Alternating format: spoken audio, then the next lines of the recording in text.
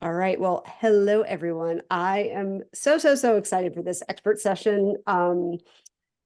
This was something we planned way far in advance. And actually, believe it or not, someone else other than Sarah was slated to host, and she had to back out last minute. And Sarah Bacerra here raised her hand and said yes when we asked her to step in as the host because she is the expert on this topic as well. And so we were so grateful and so excited. And thank you so much, Sarah, for stepping in. Not too last minute, but definitely stepped into someone else's presentation. So I appreciate that so much. The good news is she has completely made it her own, which I am very grateful for. If you do not know Sarah, I am going to read her bio for you, and then she'll give you a little bit of color about her background as well. So Sarah Chapman Bacerra is the founder and CEO of Trailblazing in Color, a San Diego-based people and organizational development firm focused on supporting those who are paving the way and lifting while they climb.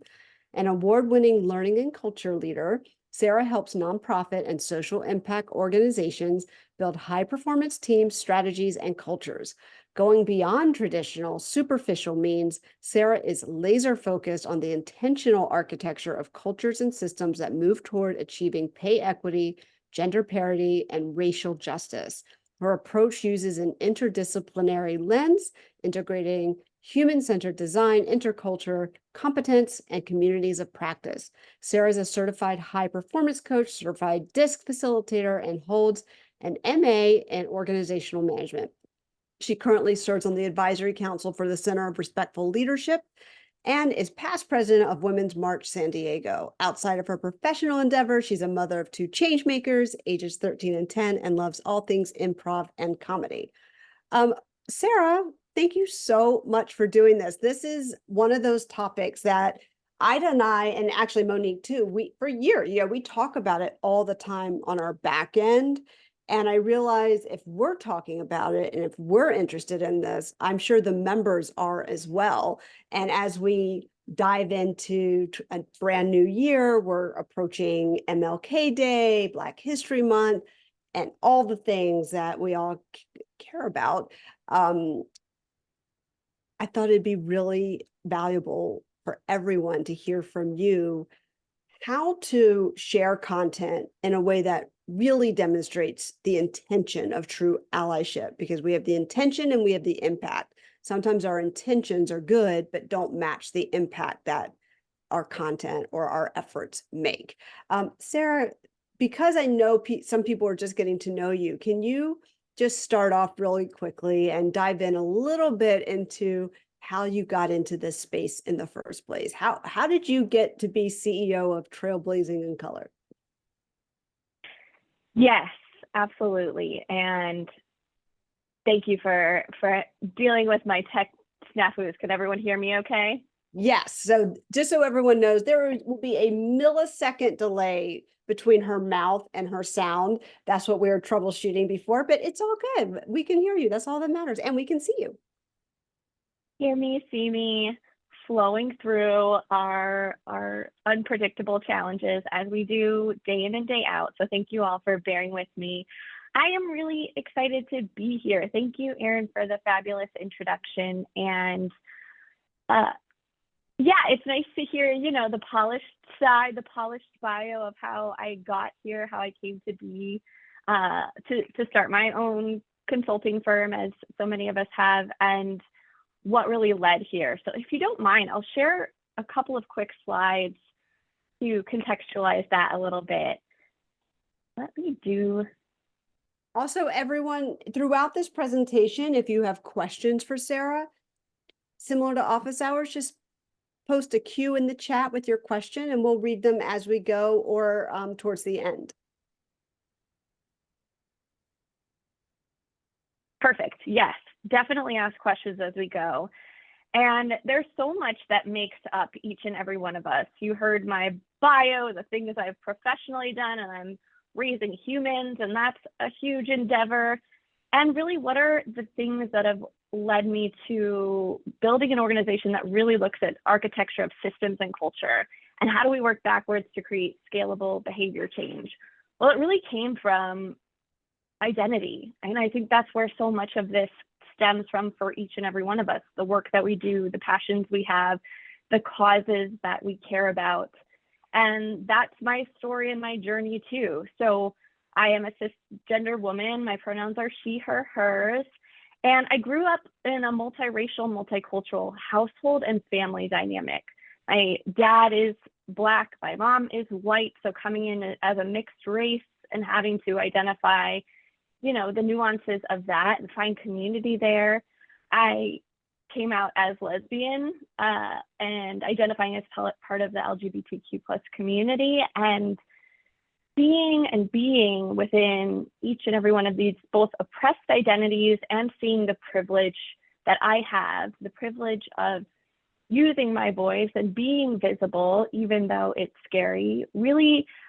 And this anchoring into this final note here of striving to be a good descendant and a good ancestor.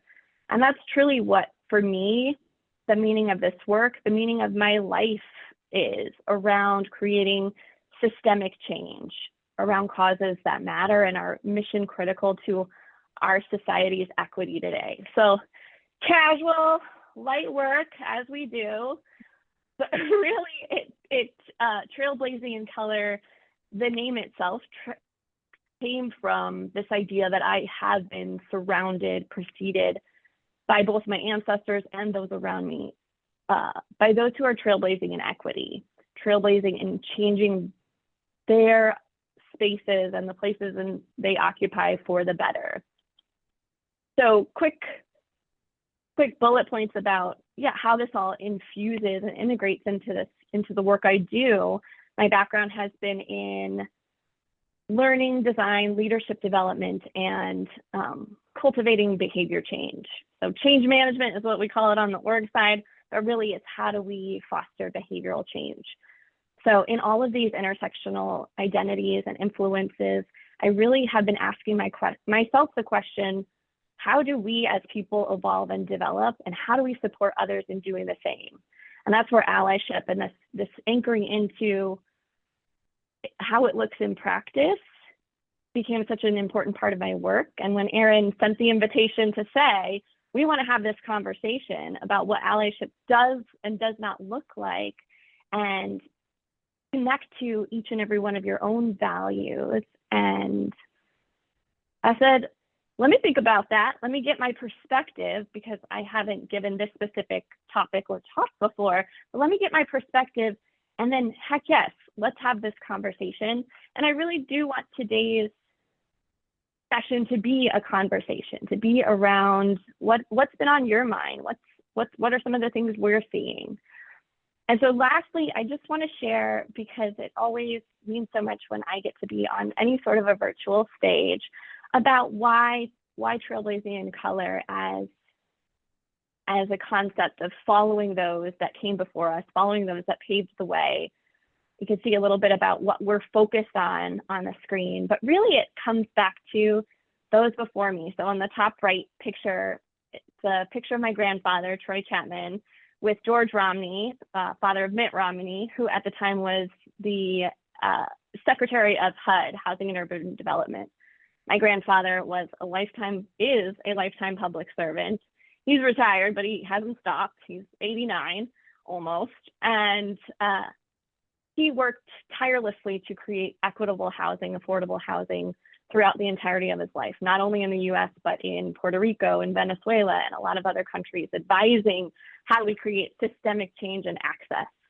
And so I come by it honestly, and finding my voice was not something that came easily. I was very introverted, very quiet. And so learning how to use my voice for my own amplification and others took a while, but eventually showed up as community organizing, leading Women's March San Diego. That's a picture of me and my two daughters speaking in front of 10,000 people. And so finding our voices, finding my voice and finding my community has been a through line in all of the work that I do. In a through line of Trailblazing in Color, of events like this, bringing together to have conversations. And it's what I'm so excited to do today. So there's a little background. Thank you for asking, Erin, and I'm just really excited to be tapping into what this means for each and every one of you as well. Thanks, Sarah. Well, let's just start off with, why is allyship, specifically in our content, why is it important for everyone's business and professional and personal brand? Like, why should we all care?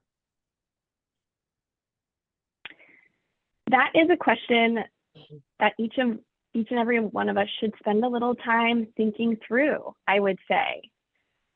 So when it comes to allyship, I love this definition from the article How to Be a Better Ally in Harvard Business Review. As actually, let me share this screen real quick, because I think it'll help. Definitions, language is so important. And when we talk about allyship, I think it's really important to unpack what this is as a concept before you can say why it matters to you in your business. So let me share this definition of allyship that I really like, because we talk about allyship sometimes as performative. You're just doing it to do it. But here, allyship is defined as a strategic mechanism. So think about that. Strategic, used by individuals to become collaborators, accomplices, and co-conspirators who fight injustice and promote equity. And this is done through supportive personal relationships and public acts of sponsorship and advocacy. And so think about your own strategic mechanism to be a co-conspirator. How does it connect to your personal values and to the mission, vision, and values of your consultancy? And then when we have more of that connection, we can start to look at, okay, well, how does that show up in practice? And what kinds of conversations do I want to start and contribute to? I'll pause there. Where do you see allyship go wrong? Yeah, this is a great conversation that we got to have before too, around, because when Ida and Erin first brought this topic to me, I really thought about, like, I don't want to shame anyone into, what goes wrong, because we're human and we make mistakes. But what goes wrong is a lack of consistency, a lack of walking the talk, to use that phrase. So you're posting on MLK Day, but nothing else about allyship with your Black colleagues, with mentorship or support there. So your actions aren't necessarily matching what you're saying. So consistency is a big one.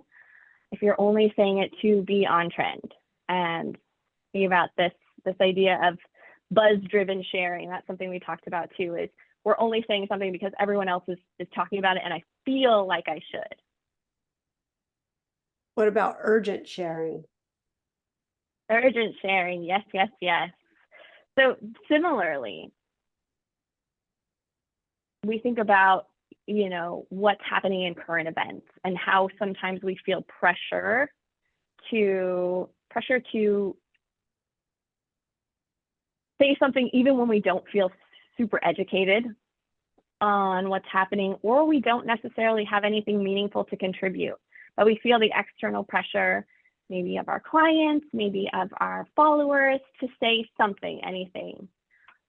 And I was listening to podcast We Can Do Hard Things with Glennon Doyle, Abby Wambach, and they were talking to Roxane Gay, the social commenter, writer, professor, and she's a Black woman, and she's really grappling with her own relationship with social media, because if you're always saying something, are you really saying anything? And are we drowning out what we're really trying to accomplish? Interesting. Do you have other slides to share? Because if you don't, then I'm going to ask you another question. I do. Okay. And I could share. Let's dive into your slides, your other slides. That sounds good. And then Yeah, let me just share a couple of visuals. So as we're having this conversation, Erin, feel free to chime in with follow-up questions. But I wanted to share a little bit of the context behind why being thoughtful about your allyship, why being thoughtful about your content matters so much, because people are always watching. This is a post that came up just a couple of days ago from Bernice King, the youngest daughter of Martin Luther King Jr., and saying, I hope I don't have to use Clippy to respond to people misquoting, misaligning, and quoting my father out of context. And that connects to this idea of consistency. If you're only saying something about the challenges and inequities of Black people on Martin Luther King Day or one post in Black History Month, are we really demonstrating allyship, or are we performing for an audience? I also want to name that interest, when we came into our racial reckoning in the summer of 2020, interest skyrocketed, demonstrated allyship did go up significantly. And this post really speaks to, about a year ago, Black History Month, speaks to when we're seeing this dip down. It's no longer on trend, allyship around anti-racism. So Jaquina Reed, Justice, Equity, Diversity, and Inclusion practitioner, talking about your slip is showing. It feels terrible to be regularly reminded that your life, your community, and the issues that impact your daily life are only discussed in the broader public forum when it's trendy. So that's another thing we really want to be thinking about and asking ourselves, am I doing this because it's on trend, because it's part of my social media calendar? Or is there intent and a plan and a strategy behind? And this one just real quick. Do not use quotes by Reverend Martin Luther King if you are not going to stand by them after they are posted. So again, just reiterating the message we've been sharing around, don't just do it because it's buzzworthy or it's that urgent share idea. I better get something up or people won't think I care. Well, let's go back to that for a second. So, let's go back to that. Yeah. I'm just going to repeat what you said. I must post something, otherwise people will think I don't care. So for for people who, let's just, I'm going to peel the layers a little bit. We can stay on this slide. For people whose businesses really have not much to do with inclusivity or DEI or workplace wellness, we have people here who are fractional CFOs. We have people who are brand strategists, things that don't necessarily overlap with this topic overtly. So for people who genuinely aren't or haven't been sharing all year or supporting, being an ally through their content all year, should they not post anything next week?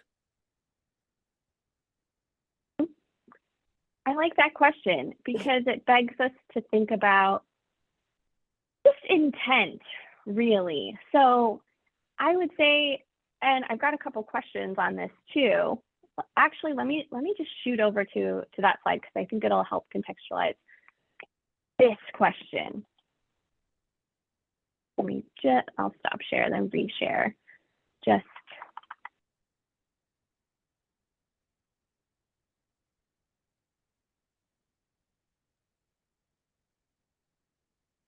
We're seeing all the goods now. Oh, you. We can still see it all. There we go. Okay. I know. There we go.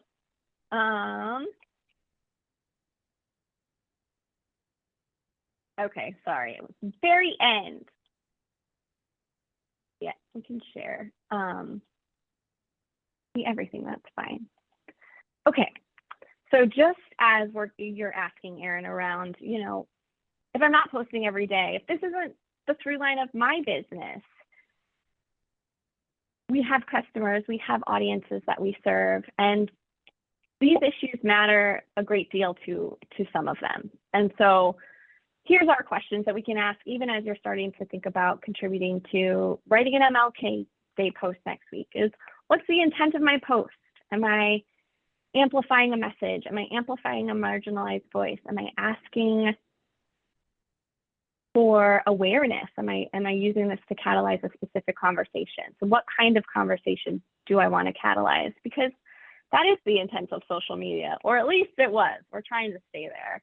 Is how can we start this as a conversation?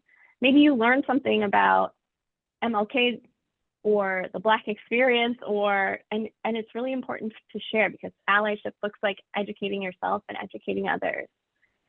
So how does this post contribute to the positive change I wish to see? And then do I have the proper motivations for stepping in as an ally? And lastly, this one, am I informed enough to contribute to the conversation? I'm not saying you need to know every inch of history of the civil rights movement, but do you have some historical context? Can you speak to what change means and contributions looks like? So these might be some questions just to sit and ask as you're drafting that post to uplift the work of MLK or uplift civil rights as a movement, or celebrate in your own community. Thank you. These are really hard questions, to be honest, like for a lot of people.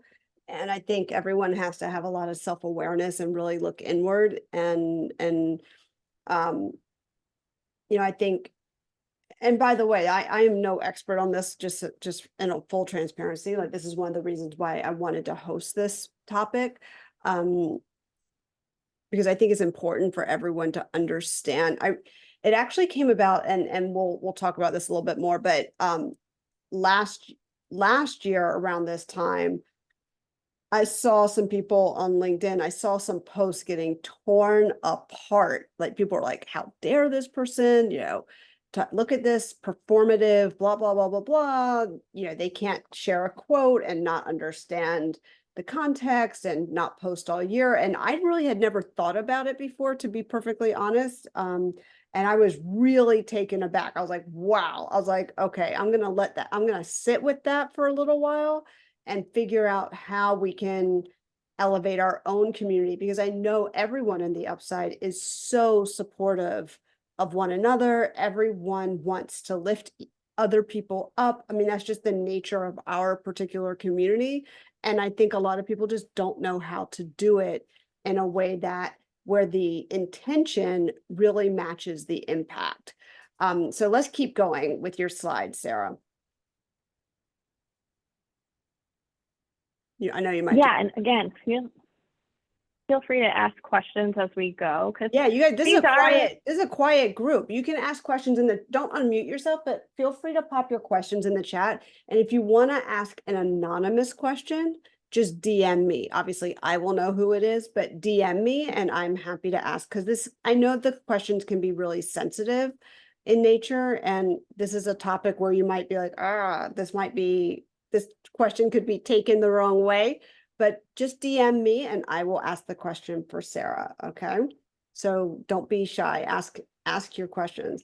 In the meantime, like, I would love, while Sarah cues up the rest of her slides, if you feel comfortable doing so, I'd love for all of you to type in the chat what you want to take away from today's session. You all showed up live instead of watching the archive recording. So I'm curious what you're hoping to get out of today, what question you hope gets answered, why you're curious about this topic. So if you would like to use the chat, that'd be great. All right. Well, we are getting some questions in the chat, so I'm going to go ahead and read the first one. Silence is a hard one for me to navigate, especially when my intent is clear, but I'm not educated enough on all the nuances. How do you navigate silence of oneself and others?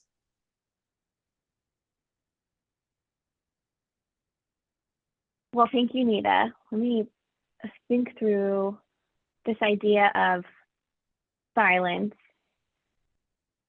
My intent is clear, but I'm not educated enough on all of the nuances. I like that you framed this question in this desire of knowing and not knowing, and how do I know when to speak up and when to not? I think it really connects to your values and what matters to you. Sometimes, I mean, not sometimes, all of the time, this takes a lot of courage to speak up on something that may be controversial, is a courageous act. And so I would say start small. start with things, just things you're noticing around you, something that you learned that would be insightful to share. And again, catalyze conversation. And so starting with those just entry points of sharing your perspective. And sometimes we need that time to figure out what our perspective is. And so I would say 3 things. You know, this takes a lot of courage. It does take practice. And so being able to use your voice to amplify others, you're going to make mistakes along the way, but don't stop and have community support. So the second thing I'll say, so courage. The second thing I'll say is sometimes it's better to be a listener. So if you're not ready to speak in an educated way, or you don't feel that confidence yet, go start some listening sessions on LinkedIn, join groups or follow leaders on social racial justice and see what you can learn there to educate yourself. And the third thing is, you know, like I said, start small. Don't rush into having to do this everywhere, and just kind of start small with what values align to you, what matters most to you, what causes you care about. Thanks. Nita, is there any follow-up for that question? Yeah, if you do, Nita, you could just pop it in the chat. We can keep going on with this conversation because I think that's a really good question. Silence. It's, you know, I know that some members feel like you're damned if you do, you're damned if you don't. And so what do you do? You know, and I think your solutions, especially just listening to certain thought leaders and really getting a lot more educated is a great step. Jess is asking, as a DEI professional, how do you personally determine which causes to comment on or champion and which to let others lead?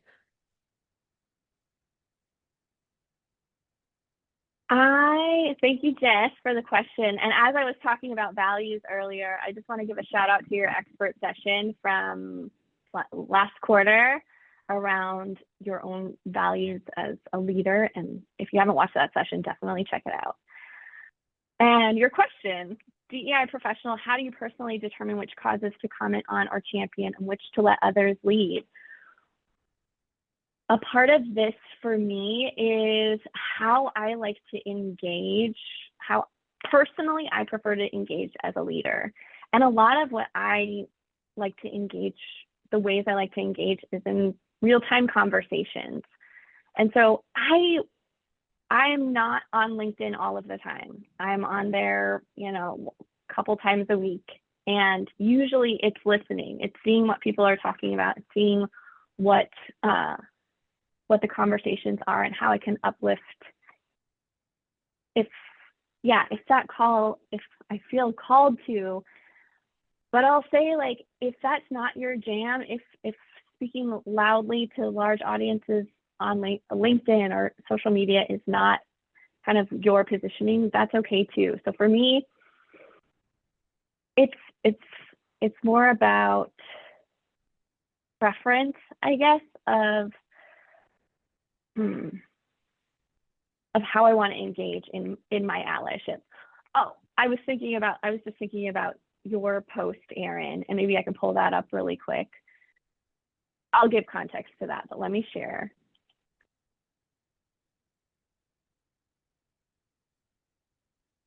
Okay.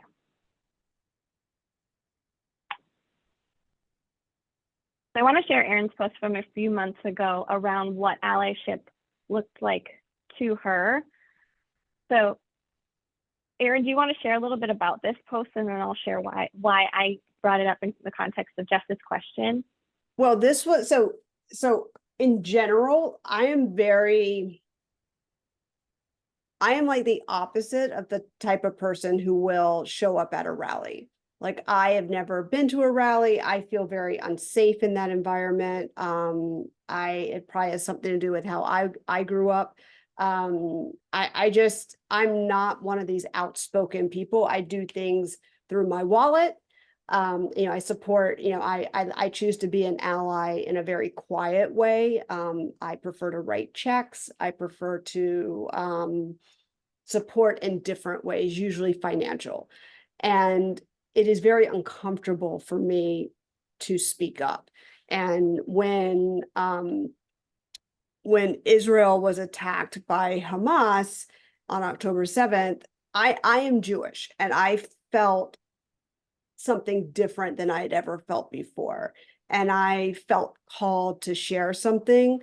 And it wasn't immediate. It wasn't October 8th. It wasn't October 9th. It wasn't October 10th. Like, it definitely took me several days to really feel comfortable enough to post. And I was not a pioneer in this, but I was definitely a follower, but I felt like I needed to say something. I talked to all the people on my team over and over again about it. What do you think? Should I share something? Should I not? This is very off brand for me. I don't usually speak up, but I felt called to, because it was very personal to me.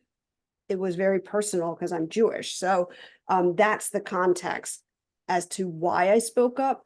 But I felt like, as far as supporting my Israeli friends and colleagues and neighbors and family, and supporting my fellow Jewish people, I knew I didn't want to do it in the way that other people were doing it. I knew that I wanted it to be personal and not canned. And that's where this post came from. This was probably one of my most, quote, viral posts I've ever shared. This thing did better than almost anything I've ever shared.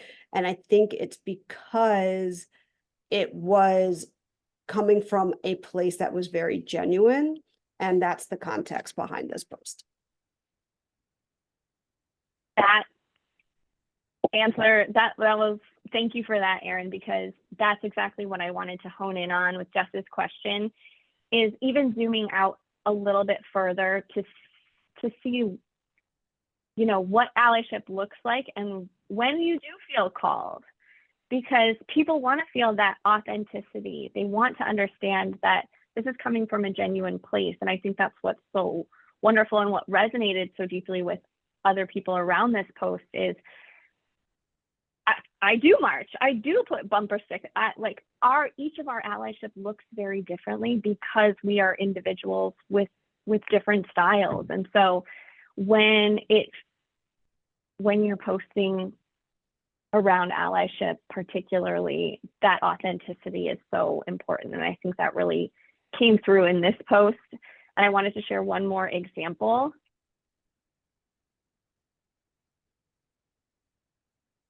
Share a portion, so give me a second to adjust.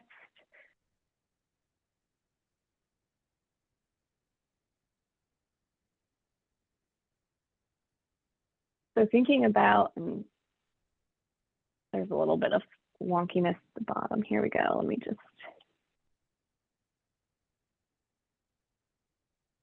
Okay.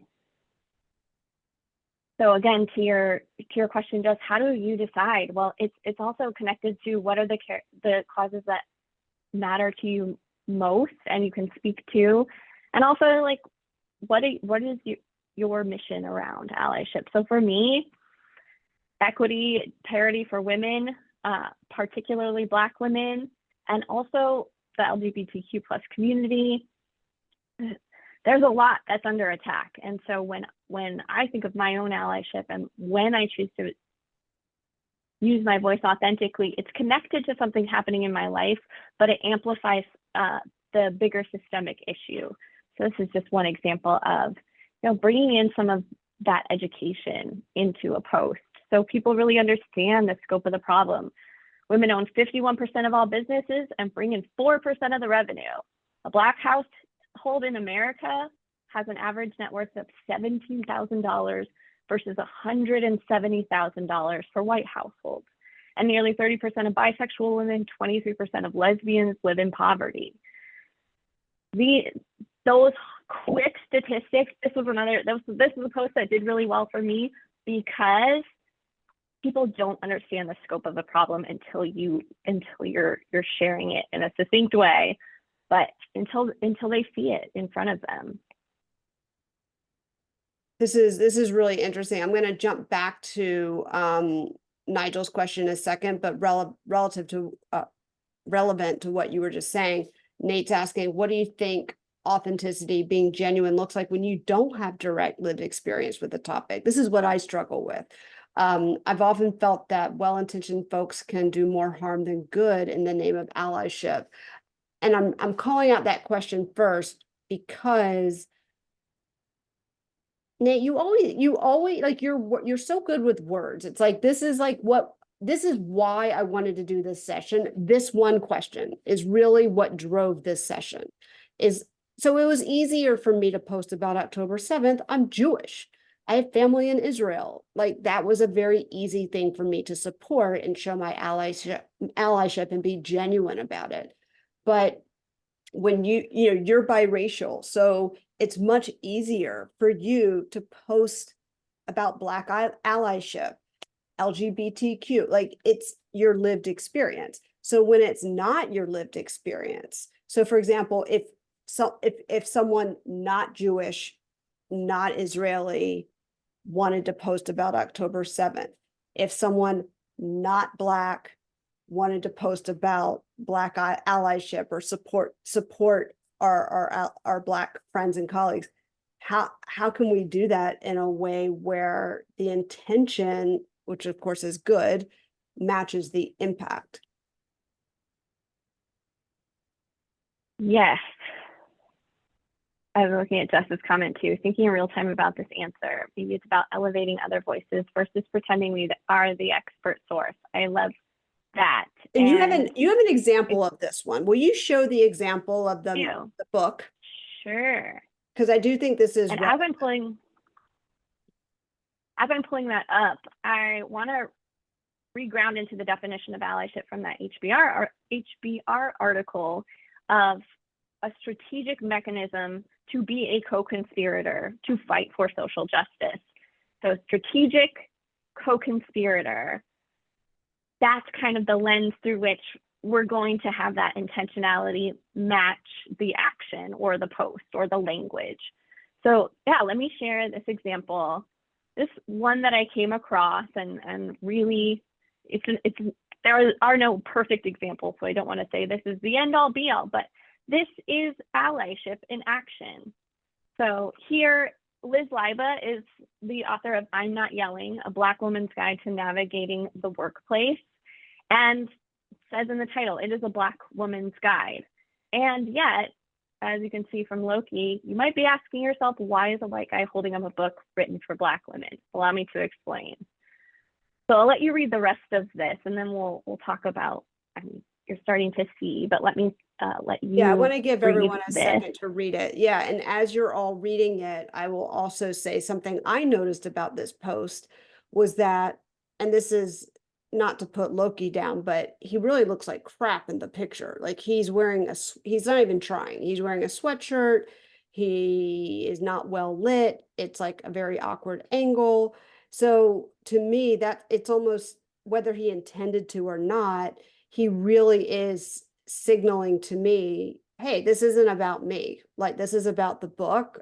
I'm not here to look beautiful or professional. I mean, if you look at the difference between this picture and his headshot, it doesn't hardly even look like the same person. And he really doesn't, he's not even dressed nicely in this photo. So I noticed that as, not that anyone needs to do that, but it just seemed like even more so, this is not performative. This is not about me. Okay, now everyone's read it. So what's your take, Sarah? Well, let's talk about it a little bit, because this sentence here, however, there's everyone else that needs to read this book. Well, I'll start at the beginning. The other reason I know is I know there are Black women out there who don't know her, but know me, and now they know her and about her book. And there's everyone else that needs to read this book, because while it might be directed at helping Black women navigate the workplace, it does also provide valuable insight needed by the rest of us to strengthen our empathy, our understanding, our education. Elizabeth Leiba could not write this post and say this part and be heard, that everyone needs to read this book in the same way that Loki can, by amplifying as a cisgendered white male, amplifying this as something, and with his title, with his background, with his credentials and credibility, amplifying her work in this way is what we mean by using your voice to amplify marginalized individuals. So Amazing. questions or yeah? Yeah, we have so many more questions. So I think I get the point of this. I think everyone else does. If you have a question, yes, wasn't this a great example, Jess? If you do have a question, pop it in the chat. I'm going to jump back to Nigel's, and we can stay on this slide, Sarah, if you want, because I think it's really nice, and I'd like for everyone to keep analyzing it and looking at it. So Nigel's question, you know, for context, Nigel's in London. So he says, I've never heard the word allyship used in this context before, because maybe in the UK, we'll be discussing this in 5 years' time, but not currently. Can the concept of fighting injustice through personal supportive relationships apply in a broader context to more corporate or commercial marketing activities that don't have a specific cause to fight, and not just for the individual personal mechanism? So for simplicity's sake, is what you're talking about, does it apply for marketing and branding for a company? I mean, we see companies getting ripped apart all the time for doing this the wrong way, but can this apply to a company, or is this just allyship just for an individual? Yes, it can certainly apply to a company, and what I'm having lots of thoughts right now around the challenge this is that organizations have in supporting marginalized groups, because that is becoming more under attack in the US, particularly with affirmative action going away. Affirmative action meaning colleges, universities looking at their admittance, the demographics, and ensuring equity of admission. And there's a lot more there. But we're seeing organizations that have had specifically allied programs, grants for Black-owned businesses, for LGBTQ-owned businesses, trans. Some of those things are in peril right now, because alongside the striking down of affirmative action, there are new parameters that are not allowing allyship to look specifically in the way that it has before, in terms of funding and amplification through dollars. Now, does that mean we can't do it at all? Of course not. But when you say corporate or commercial marketing, that's something that's coming into my head of, we need to reconfigure what allyship looks like at scale, because the ways that we've been doing it haven't, the ways that organizations have been doing it in sponsorship and grants and needs to be reconfigured. Now, when we're thinking about online and content, well, I don't think that's specifically your question, Nigel. So, Erin, what do you think about? I get what you're saying. I think that when it comes to corporations, certainly representation is important in their branding and their commercials for sure. But I also think, and I think we're seeing that across, you're seeing that across the board. There's no doubt about it. Now, there's some that have had backlash for doing so, but it was also not necessarily on brand. We're talking about like Bud Light, and anyway, it was performative, I think, and that's where they got backlash. But the pocketbook, the checkbook, I think I've always said, if a company doesn't put money behind it, they don't really care. I say that about ERGs when people want to do workshops, and I'm like, if they're not paying you to come do that, they don't actually care about this. If they don't back it financially, they don't genuinely care. I've even had someone, and we're getting a little off topic, but it is in the same vein. I had someone once ask me, like, oh, I've been asked to run an ERG at my big company, and we're so excited. Do you have any speakers in the upside? That'd be great. How much are they paying you to run that ERG? Oh no, I'm just volunteering because it means a lot to me. I was like, they don't care. then the company doesn't actually care. If they're not writing a check, they don't care if it's not backed financially. So what you were saying about, does the company have grants? Like, so if a commercial is going to put, Black people, LGBTQ people in their commercial, but then they don't have anything on the back end. They have no programs that actually support those communities, that write grants to those communities. It feels very performative to me personally. I don't know. What is your take, Sarah?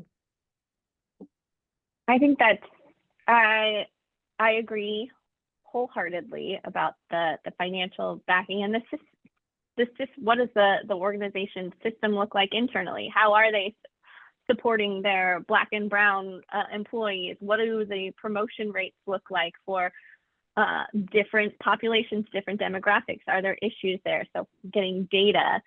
Your question, Nigel, or looking at the concept of fighting injustice through personal supportive relationships, that's also fostered internally in corporate through mentorship programs, through investment in learning and development, and developing minority or marginalized leaders as equally as others. And so, yeah, there's a lot there.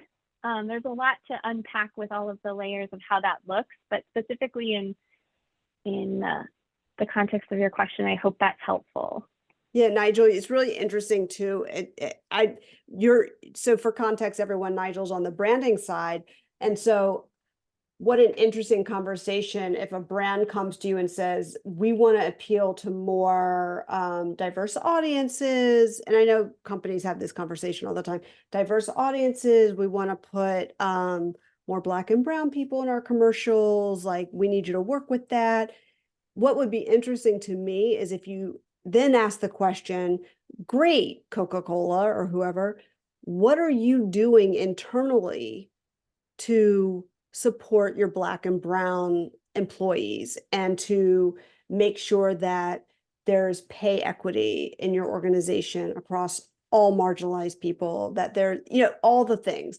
Because my guess is it tends to be very performative unless they truly have a holistic view of allyship and diversity and can prove it in all aspects of what they do in business. Because I think that when companies are really trying to reach a wider audience, they don't look at it always from a holistic standpoint. They don't realize that supporting their Black and Brown and LGBTQ and women employees is where you start. And if they're not already doing that, then their marketing, no matter how good it's going to be, it will end up not working. That's my 2 cents. Jumping to Sally's question, and adding on to Nate's, even if you have ties to something, it can begin to feel complicated. Like, for example, I'm a Jewish Harvard graduate who is considered chiming in on the Claudine Gay situation, but held, because seeing how intense the conversations are, I'm not sure I can. So I'm curious if there's some sort of concentric circles like that exist for grief, for example, about when it's appropriate to weigh in. And while we're on this topic, any chance, Sarah, you have a Claudine Gay post in there? I can pull that one up real quick. Yeah. Okay. Yeah, we talked about, Sarah and I talked about this before, because there's been so many, and there's been so many on both sides. It's like, I feel like this Claudine Gay conversation is so polarizing. I'm not saying a whole lot in the middle. It's like either she's the worst or she is the best and it's unfair. Like, it's like not much in the middle. And I personally stay away from polarizing conversations. They give me the shivers, but I know that other people need to say something, whether they have a personal need or a business need, that they need to get in on this conversation. I'm sure it's not an easy one for any of you that do need to get in on this conversation.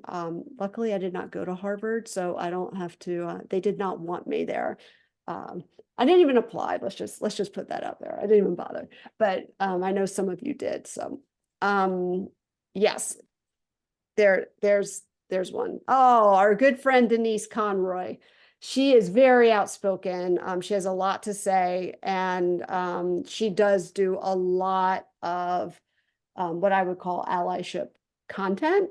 Whether you like her or not, she is very consistent with supporting all sorts of different people. So so Sally's saying this post pissed, oh, don't say it. Okay, no, I won't say it. I can't say it. Okay, so some people are saying that this post pissed them off. Again, I did not go to Harvard, so I don't have a super strong opinion about it, but I'm just going to read it out loud for those of you who either can't see it or for whatever. Harvard is a joke, and the punchline of that cruel entire joke is the malicious, I don't even know that word, of Dr. Claudine Gay. I will say this, Harvard University is perhaps the most American thing there is, cruel, vapid, and for sale to anyone with enough money and power to sway things in their favor. 36% of the class of 22 were legacy admissions compared to 12 to 16% of other Ivy League schools. 70% of those legacy admissions at Harvard are white. Stunning, I know. The school is literally a trust fund for trust fund babies. So why do we keep holding it up as the beacon of American higher education? It's not an institution of higher ed. It's an institution of access for people who already have it. Think of it as a country club that happens to hold classes and has much better merch. And its latest professor mobbing of Dr. Gay, Harvard's shown its true colors or lack thereof. When mega donor Bill Ackman and his crew couldn't get Dr. Gay on anti-Semitism, they created another narrative, plagiarism. Never mind the fact that Dr. Cannon and several of the other academics from whom Dr. Gay had allegedly plagiarized insist she did nothing wrong. So, yeah, I'm It not goes gonna read the on, whole, but it's so just to read some of the chat here, that's why it pissed me off. I felt like Denise was baiting here and not genuinely caring. Thoughts, Sarah? This is a big one. and then this image here. Yeah, so there's the data piece there, and then there's also like like what you said around authenticity, Sally, and it felt inauthentic, and it felt like it was baiting people to just come along for her perspective. Or so this is one voice of many that, and there, I think we all have pretty good BS detectors. I think in general, it's like you can feel when someone doesn't necessarily have that authentic connection. And so I would say for you, Sally, there we go. Around, was it you who asked about? Yes. Okay. Sorry. There's lots in the chat now. Hi, Sally. Around, how and why should I speak up? So I think about who's following you, who's your audience, and what are they already on your side, or are you bringing something controversial up? You're going to find that out. But it's more about, why is contributing to this conversation important to me, and how does it elevate the dialogue I'm able to have with others, and also educate myself. Yeah, this is really, it's a very complicated topic. Nate's saying, I think also this feels like a co-opting of an issue. To me, the focus of this post is to call out legacy admissions, not to talk about Dr. Claudine Gay. Yeah, I mean, it's, this post personally rubs me the wrong way, but again, my lens is different, than someone else's. I'm Jewish, and so I'm more sensitive to this topic than maybe some other people. I also didn't go to Harvard. I believe she did not either. That's another reason why it kind of rubs me the wrong way. I think this post would have been better received for me personally from someone who went to Harvard, who lived that experience. And to me, that's why it doesn't feel very authentic. It just feels like it feels political to me. Like this feels like something someone would say in a political debate. The numbers don't seem very accurate to me. I know some people are shaking their heads like, wait, that can't, those numbers don't add up necessarily. I've also been on Harvard's campus before. Those numbers don't seem to add up to me, from what I've seen walking around campus. So, and maybe they are true. I don't know. I don't know where she got these numbers from, but I think ultimately something Sarah and I were talking about last week was what I want all of you to take away from this, and certainly what I'm taking away from this session with Sarah. I mean, and this conversation needs to be had, by the way, over and over and over again. We can't have it just one time for 1 hour.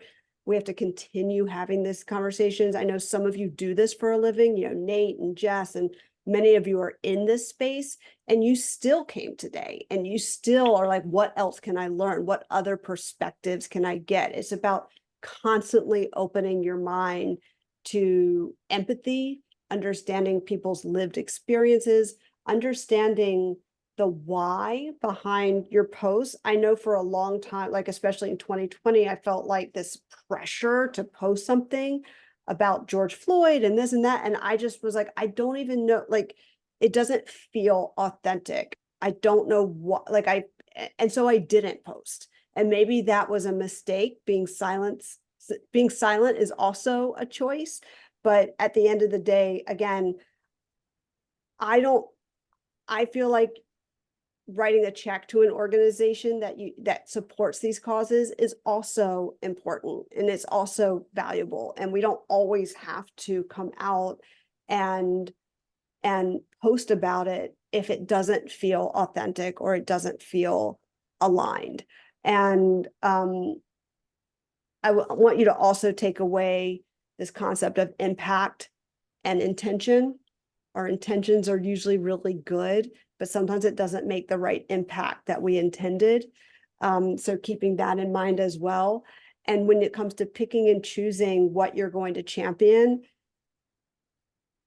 I think following your heart is really the way to go. Sally, if you feel like this Harvard conversation, it's touching your heart, it's something that's very personal. It's Harvard and it's anti-Semitism, two things that are lived experiences for you.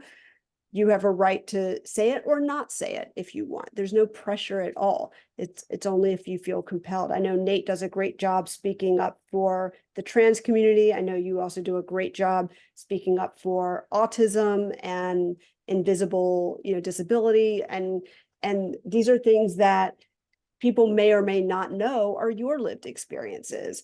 And I think it's okay to speak up on what you feel good about, and not to crater to the pressure, and not do what I think sometimes Denise does, which is clickbait. Let me get as much, people and you'll see in the comments of her post, people get very angry and very there's very pitchforky, and that's something that personally, gives me agita, but for other people, they love it. Sarah, any final parting words that you would like everyone to walk away with today as we wrap up? I think you hit a lot of it already, just really leaning into that authentic experience. And I love the power of story, a story of when you had an aha moment around allyship, or a time when you made a mistake and learned from that. So even if it's not your lived experience, you're living the experience of learning to be an ally, and it's messy and it's wild and it's courageous, but share those stories too, because that can really help someone else get that courage to be able to say, oh, I can be an ally too. I can amplify as well. And it's okay to be messy. Sarah, thank you so much for stepping into this expert session as our host. I appreciate it so much beyond words. I know this is a really difficult conversation to have, and you were so intentional about it. You were so careful about it. You were so caring about it as we ramped up for today. So I appreciate you. I appreciate everyone who showed up today, everyone who's watching the recording. It's an important conversation. Let's keep having it. Sarah, thank you so much. Ida, thank you for your back end support too. Appreciate it very, very much. Have a great day, everyone. I'll see you in the upside. Bye. Thanks, everyone.